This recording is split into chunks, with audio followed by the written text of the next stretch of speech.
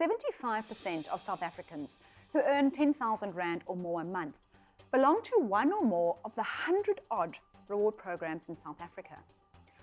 All these programs have something in common. They are used to get the consumer to behave in a certain way.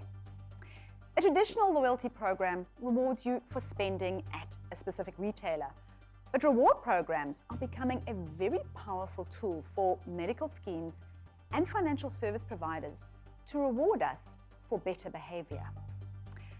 The question we need to be asking is if all of these programs are working for us, or are they just cluttering up our wallets and adding another app to our cell phones?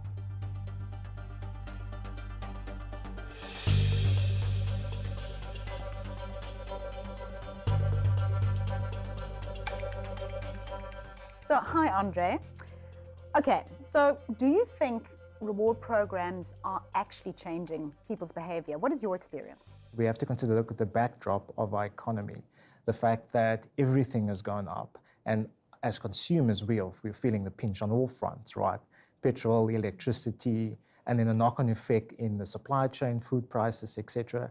And we see it as a way to get some financial reprieve.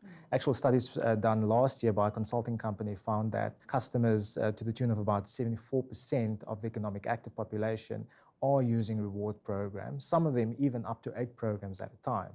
So I think what's interesting there is that some savvy customers are going to leverage these reward programs for a larger benefit than others. And I think that's just a function of who we are. Some people are, let's call them a little bit hustlers, and other people, you know, even if they have these things to their disposal, they'll feel that there are a few more hoops to jump through and they actually won't do it. What do you find people are mostly using their rewards for? What hole is that kind of plugging at the moment? Some rewards programs cover different needs that people have. So some focus on, let's say, travel, leisure, entertainment, and others give you cash back in your pocket. So if you're someone who likes traveling, and I know a couple of people, it's part of their annual vacation planning, right? So use the flight discount, use the car discount, they bake it in.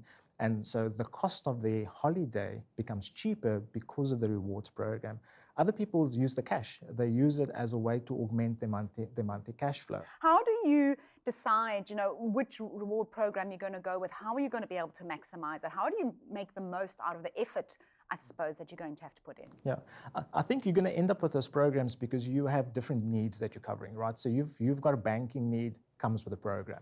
You've got a medical need, comes with a program. So you're going to have access to these things. I think for customers, the way to maximize it is, I like to think about it of amplifying default behavior. So you are going to do what you do anyway, and you will look at which reward program amplifies that default behavior. Not everybody is going to jump through a million hoops to get access to that reward.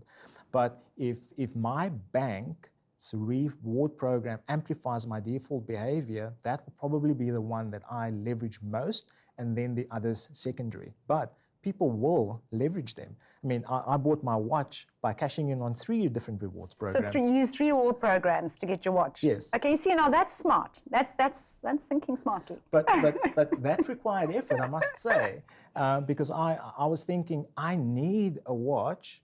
How am I going to get this? And I looked at how to maximize defaults between the different programs that I had. Well, thank you, Andre. And I think I'm going to be picking your brain on how to put together all my reward programs for watch, because I also need one. So I think that's a very smart move. And thank you very much for your insights. Remember, another really good tip, and I think Andre alluded to this, is go and check your reward programs once a year. In December, January, go read it over again, because there's usually more rewards that have been added or more hurdles you may have to jump through. So if you're going to make the most of your reward program, at least spend the time reading the fine print.